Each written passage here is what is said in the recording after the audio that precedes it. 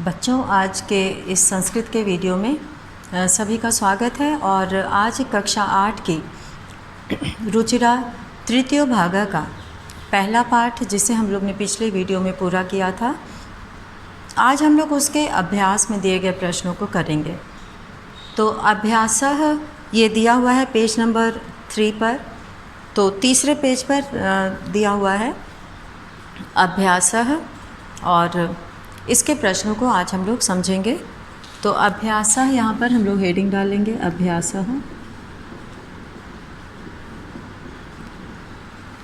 और इसमें जो सबसे पहला प्रश्न दिया हुआ है वो है श्लोकों का वाचन करना। तो जो पढ़ते समय इसके व्याख्या के समय ये हो चुका है। तो अब हम लोग दूसरे प्रश्न को देखेंगे। श्लोकांशेषु, श्लोकों के अंशों में, अंशों को रिक्त स्थानानि पूर्यत, श्लोकों के अंशों पर खाली जगह को भरो।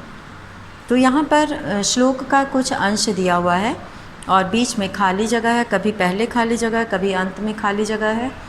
तो श्लोक की पंक्तियों को देखकर उसमें जो है सही शब्द भरना है। तो सबसे पहले यहाँ पे दूसरे का क दिया हुआ है, उत्तर 2 उसका क है। समुद्र मासाद्य लिखा हुआ है, समुद्र मासाद्य। और अब खाली जगह है, तो यहाँ पे कविता में आया है भवन्त्य पेयाः। सभी बच्चे बुक से देख के भी लिख सकते हैं। तो ये खाली जगह इस तरह से अंडरलाइन कर देना है। अब ख लिखना है। वचः मधुर सुक्त रसम सृजन्ति। तो श्रुत्वा, इससे पहले पद क्या आया है? श्रुत्वा। श्रुत्वा खाली जगह में आ जाएगा। वचः मधुर सुक्त रसम, सुक्त रसम सृजन्ति। सुक्त रसम सृजन्ति ये लिखा हुआ है प्रश्न में। और ग है तद भाग ध्येयम परमम पशूनाम। तद भाग ध्येयम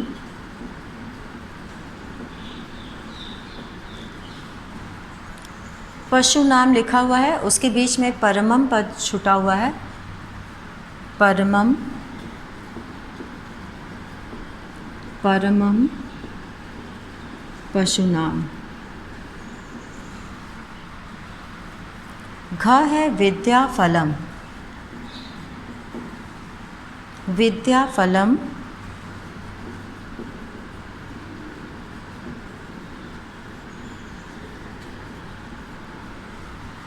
व्यसनिनः,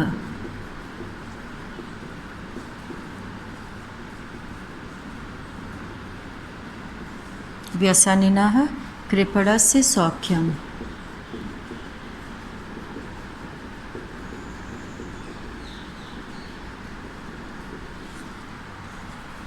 कृपणस्य सौख्यम।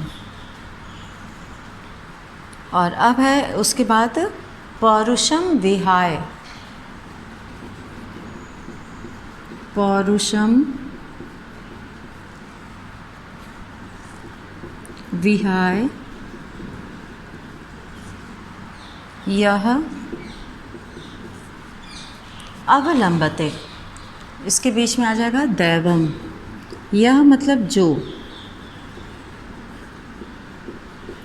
अवलंबते।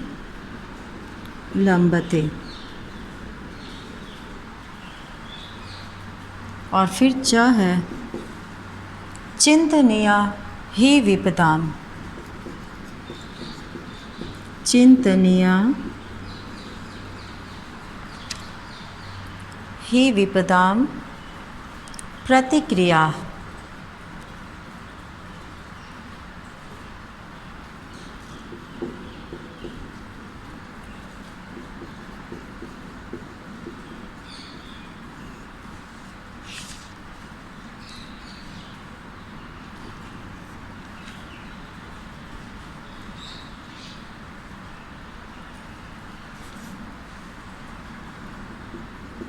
आदावेव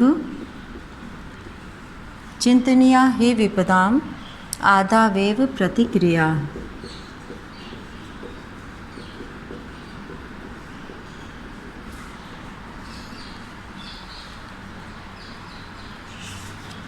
तो इस तरह से ये पूर्ण उत्तर हुआ खाली जगह भरने वाला। तो इसे छात्र अपने से भी कर सकते हैं। ये पंक्तियाँ लिखी हुई हैं श्लोक में और उसको देखकर खाली जगह में भरना है और उसे अंडरलाइन करना है, रेखांकित करना है। और इसके बाद हम लोग तीसरा प्रश्न करेंगे। प्रश्नानाम उत्तराणि एक पदेन लिखत। प्रश्नों का उत्तर एक पद में लिखो। व्यसनिनः किम नश्यति। तो इसको हम लोग आगे बढ़ेंगे। प्रश्न 3 है ये और एक पदेन उत्तरत है। कहने का तात्पर्य यह है कि प्रश्न का उत्तर एक पद में होगा।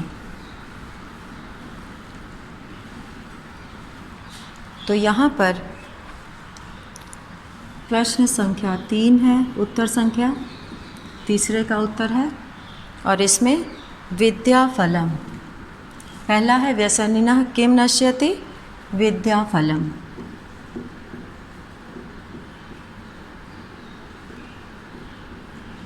और ख है कस्य यशः नश्यति। किसका यश नष्ट हो जाता है। तो यहाँ पे लोभधस्य लालची का।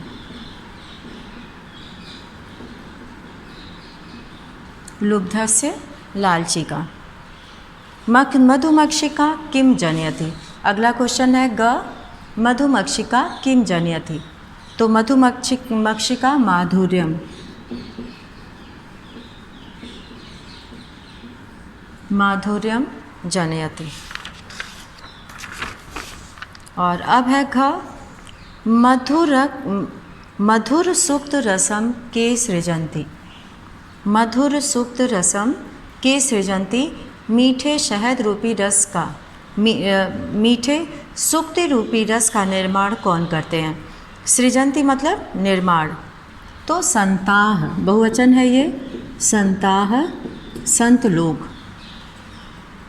और अंग है यहाँ पर अर्थिनः केभ्यः विमुखा न यान्ति। अर्थिनः केभ्यः विमुखा न यान्ति।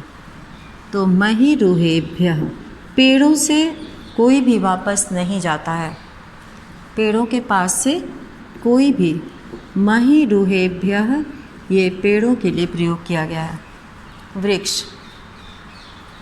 तो ये एक पदेन उत्तरत था प्रश्न 3 का और एक पद में इसका उत्तर लिखना था। और आगे जो प्रश्न दिया है उसको हम लोग करेंगे। तो इसमें दिया हुआ है कि अधोलिखित तद्भव शब्दानां कृते पाठात् चित्वा संस्कृत पदानि लिखत। अधोलिखित नीचे लिखे गए। जैसे कि हिंदी में हम लोग बोलते हैं निम्नलिखित, तो उसी के लिए संस्कृत पद प्रयोग होता है अधोलिखित। अधोलिखित अर्थात नीचे लिखे गए। तद्भव शब्दानां कृते। तद्भव शब्दानाम यानी कि तद्भव शब्दों के लिए पाठात् चित्वा पाठ से चुनकर संस्कृत पदानि लिखत संस्कृत पद लिखो। तो यहाँ पे सबसे पहले कंजूस लिखा हुआ है जिसका कि संस्कृत पद यहाँ पर पहले से लिखा है क्योंकि ये यथा का अर्थ होता है उदाहरण। ये उदाहरण के लिए लिखा गया है तो इसलिए ये इसका उत्तर इसमें पहले से है। तो उत्तर 4 हो गया ये। तो इसमें कंजूस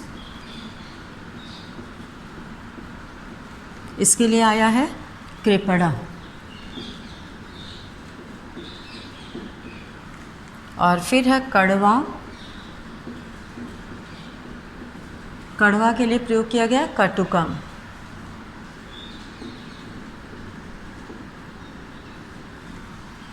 और फिर है पूंछ। पुच्छ। पुच्छः। लोभी,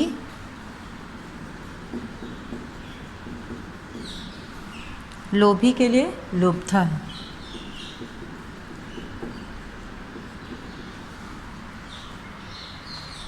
मधुमक्खी, मधुमक्खी को मधुमक्षिका कहते हैं।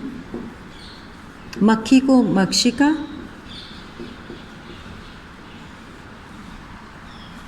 यहाँ पे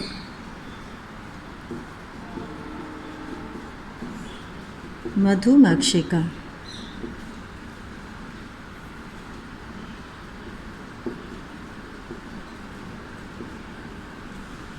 मधुमक्षिका।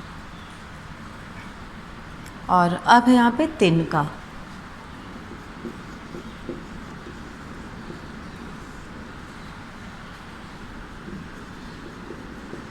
तिनका के लिए यहाँ पे त्रिडम। ये तो इसका अर्थ हो गया, त्रिडम का प्रयोग किया गया है। तद्भव तत्सम शब्द जो है वो त्रिडम है, और ये तद्भव शब्द है, ये तत्सम शब्द है।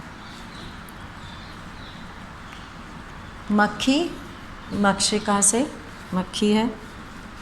और इस तरह से यहाँ पे कंजूस के लिए तत्सम शब्द आया कृपणः। कड़वा के लिए कटुकम। पूंछ के लिए पुच्छः। लोभी के लिए लुब्धः। मधुमक्खी के लिए मधुमक्षिका। तिनका के लिए त्रिडम।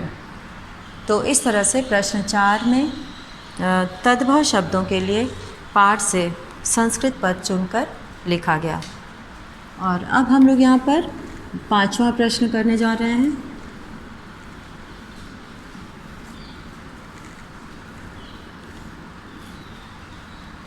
पांचवें प्रश्न में हम लोग पढ़ेंगे प्रश्न में क्या लिखा है।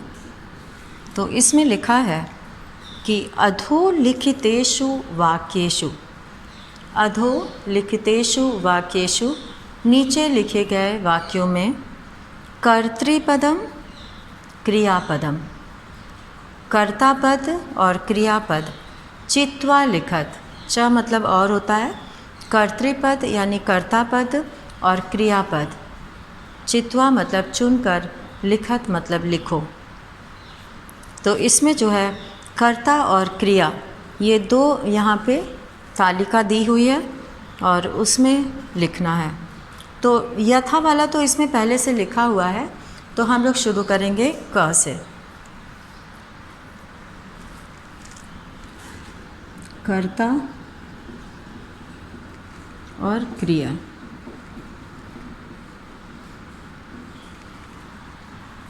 अब यहाँ पे क में निर्गुणम प्राप्य भवन्ति दोषा, निर्गुण को प्राप्त होकर दोष बन जाते हैं। तो यहाँ पे दोषाह, दोष जो है वो निर्गुण को प्राप्त होकर दोष बन जाते हैं।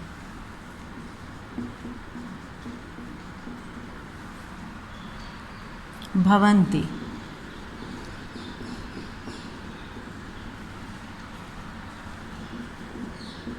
ख है यहाँ पे निर्गुणम प्राप्य भवन्ति दोषाः, दोषाः, और यहाँ पे भवन्ति क्रियापद हो जाएगा।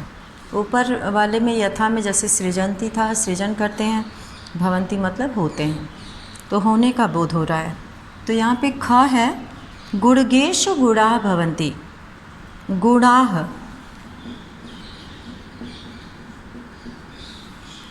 गुणाः यानी गुण, भवन्ति।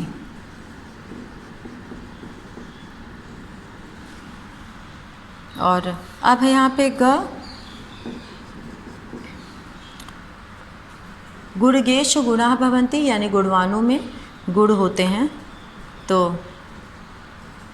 गुणाः भवन्ति हो गया। मधुमक्षिका माधुर्यम जनियेत, मधुमक्षिका यहाँ पे कर्ता है और जनियेत क्रिया है।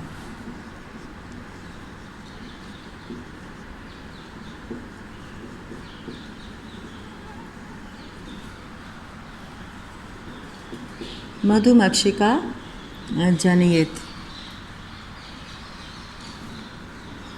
और घ है पिशुनस्य मैत्री यशः नाशयति। पिशुनस्य मैत्री, मैत्री नष्ट हो जाती है, नाशयति।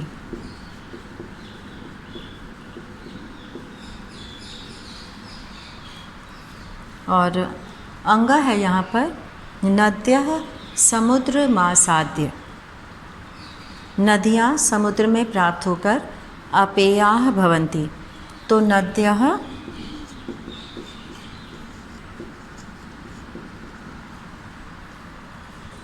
भवन्ति।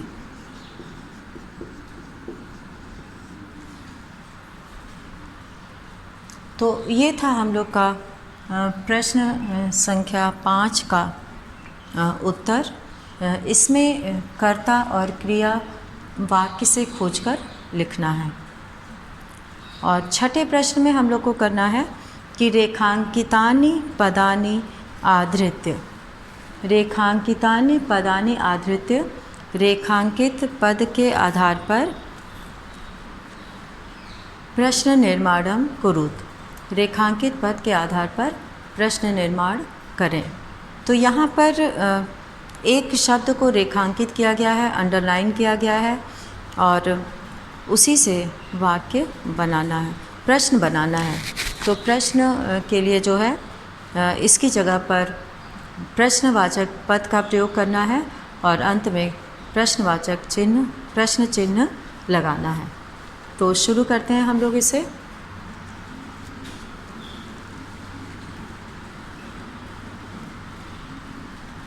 प्रश्न 6, यहाँ पर उत्तर 6 लिखेंगे हम लोग। और 6 के क में गुणाह को अंडरलाइन किया गया है। तो के प्रश्न बनेगा के गुणगेषु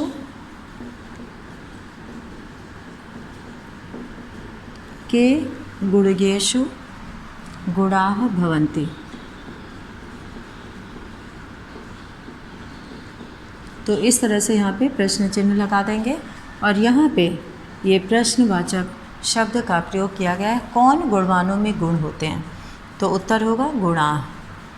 अब ख है क्योंकि ये उत्तर वाला ही वाक्य होता है और उसी के आधार पर जिस वचन और पुरुष का होता है, जिस विभक्ति का होता है, उसी के अनुसार प्रश्नवाचक शब्द का प्रयोग किया जाता है और लिंग के अनुसार। नद्यः सुस्वादु तोयाः भवन्ति। तो नदियाँ पुल्लिंग है तो इसलिए हम लोग नद्यः बहुवचन है इसलिए का प्रयोग करेंगे। काह, काह सुस्वादु तोयाः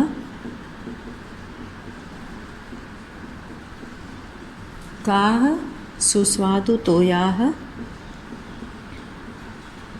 भवन्ति, प्रश्न चिन्ह।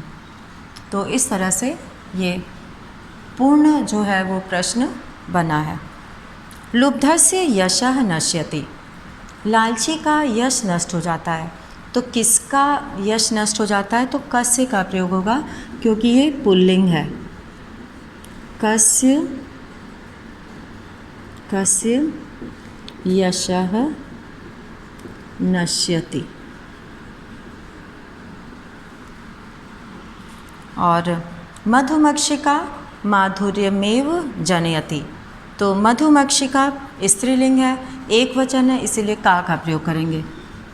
का माधुर्यमेव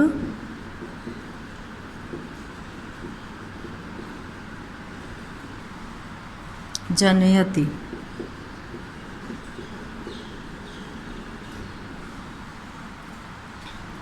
और अंगा है तस्य मूर्धनि, उसके ऊपर।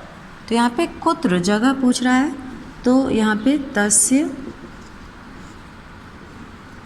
कुत्र तिष्ठन्ति वायसाः।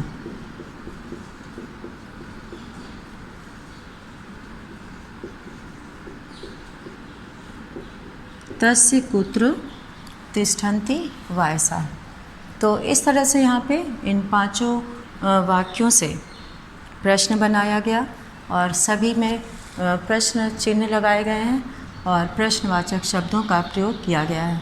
के, काह, कस्य, का, कुत्र। तो प्रश्न बनाते समय इसका ध्यान रखना चाहिए कि किस तरह से वहाँ पर लिंग के अनुसार, वचन के अनुसार, पुरुष के अनुसार, विभक्ति के अनुसार जो है वो प्रश्नवाचक पदों का प्रयोग किया जाता है। अब इसके बाद उदाहरणानुसारम पदानि पृथक कुरुत। उदाहरण के अनुसार पदों को पृथक करो। पृथक का अर्थ होता है अलग। पृथक का अर्थ होता है अलग।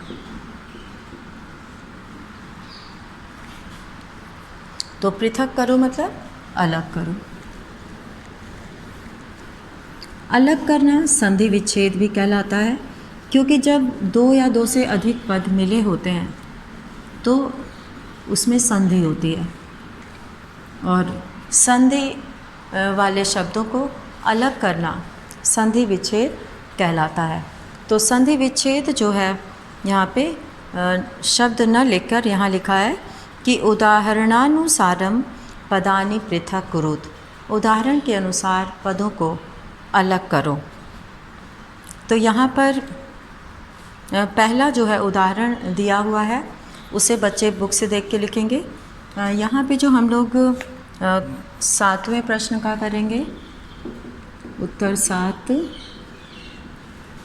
तो इसमें जो पहला खाली जगह दिया हुआ है माधुर्यम एव, माधुर्यमेव दिया हुआ है।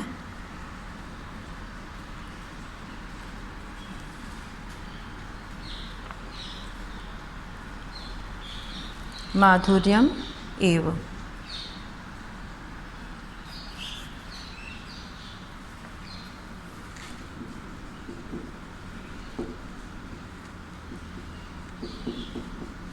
माधुर्यम एव हो जाएगा।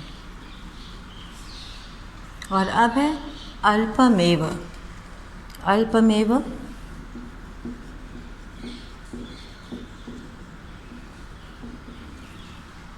अल्पम एव।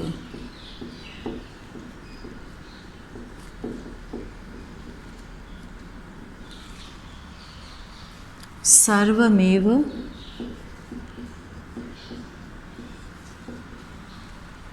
सर्वम एव।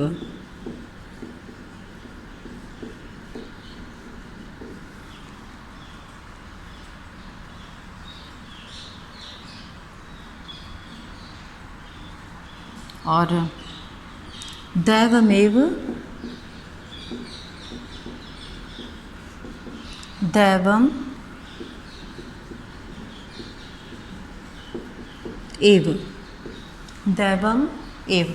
यहाँ पे म और ए मिलकर मे बन गया है, मेव। यहाँ पे म में ए मिलकर यहाँ भी मेव हो गया है। तो एव शब्द महात्मना मुक्ति, ये अलग है।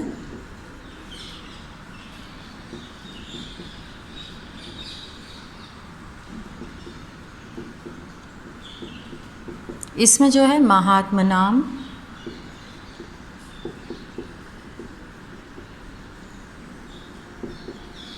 उक्ति है।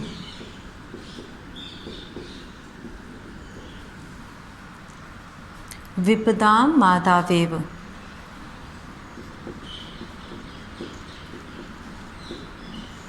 विपदा मादा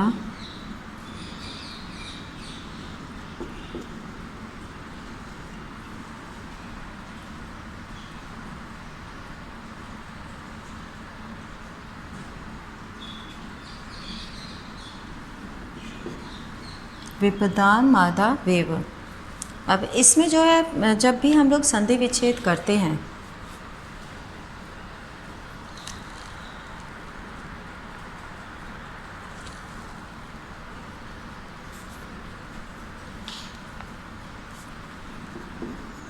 विपदाम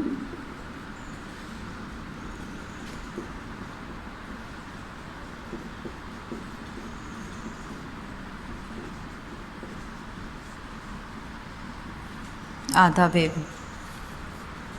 अब यहाँ पर हम लोगों ने ये सभी संधि विच्छेद करके सभी को जो है अलग किया।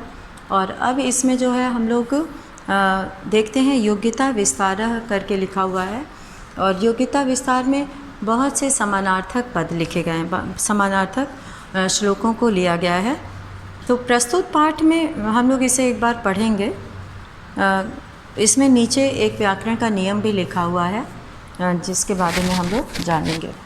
तो प्रस्तुत पाठ में महापुरुषों की प्रकृति, गुणियों की प्रशंसा, सज्जनों की वाणी, साहित्य संगीत कला की महत्ता, चुगलखोरों की दोस्ती से होने वाली हानि, यानी कि चुगली करने वाले जो दोस्त होते हैं उनसे होने वाली हानि यानी कि नुकसान, और इन सभी को आलंकारिक भाषा में प्रस्तुत किया गया है।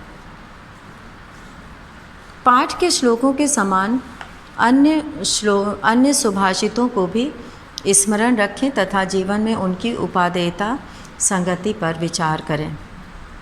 जैसे कि यहाँ पे दिया हुआ था साहित्य संगीत कला विहीना, तो उसी से मिलता जुलता यहाँ पर श्लोक है, उस समान अर्थ वाला श्लोक है।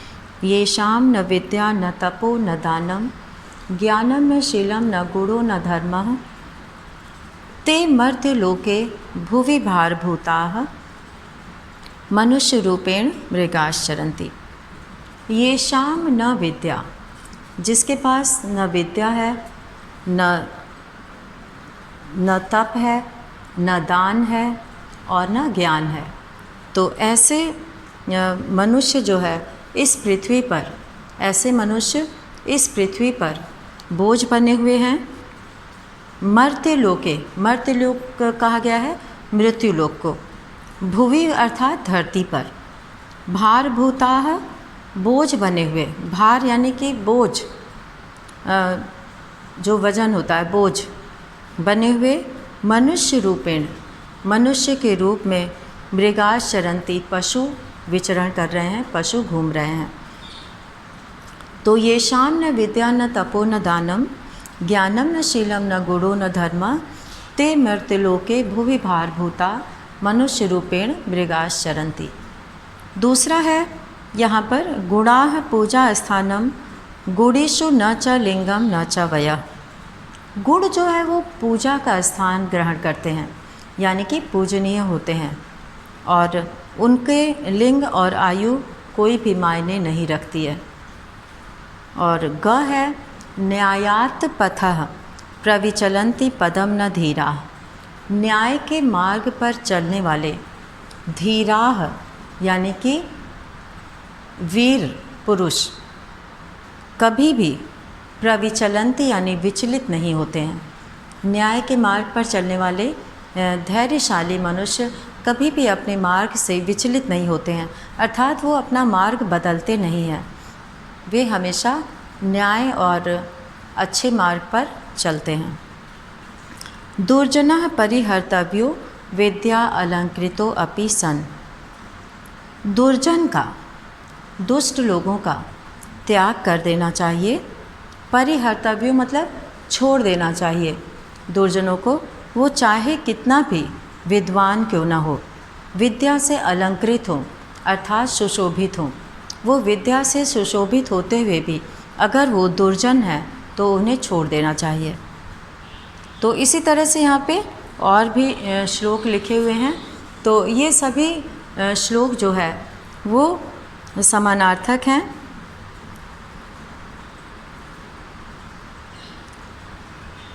तो यहाँ पे न प्राणान्ते प्रकृति विकृति जायते च उत्तमा नाम, उत्तमा नाम कहा गया है उत्तम लोगों को कि प्राण चले जाने पर भी उत्तम व्यक्ति के स्वभाव में परिवर्तन नहीं होता। तो यानी कि इनका स्वभाव, उत्तम लोगों का स्वभाव जो है हमेशा एक जैसा रहता है। तो यहाँ पे च में लिखा है उदये सविता ताम्रः, उदये सविता रक्तो रक्तश्चात् अस्तंगते, तथा उदेति सविता ताम्रस ताम्र एव मास एवास्तम एति, अस्तम इति। तो यहाँ पे संपत्तौ च विपत्तौ च महताम एक रूपताम। उपयुक्त सुभाषितों के अंशों को पढ़कर स्वयं समझने का प्रयत्न करें तथा संस्कृत एवं अन्य भारतीय भाषाओं के सुभाषितों का संग्रह करें। गुणा गुणगेषु गुणा भवन्ति। इस पंक्ति में विसर्ग संधि के नियम में गुणाह के विसर्ग का दोनों बार लोप हुआ है। संधि के बिना पंक्ति गुणाह गुणगेषु गुणाह भवन्ति होगी, लेकिन श्लोक में विसर्ग का लोप हो गया है। तो इस तरह से आज हम लोगों ने इस संस्कृत के वीडियो में पाठ 1 के सभी प्रश्नों को पूरा किया और योग्यता विस्तार में भी दिए गए श्लोकों को देखा। तो इसी के साथ आज का ये वीडियो यहीं समाप्त करते हैं। धन्यवाद।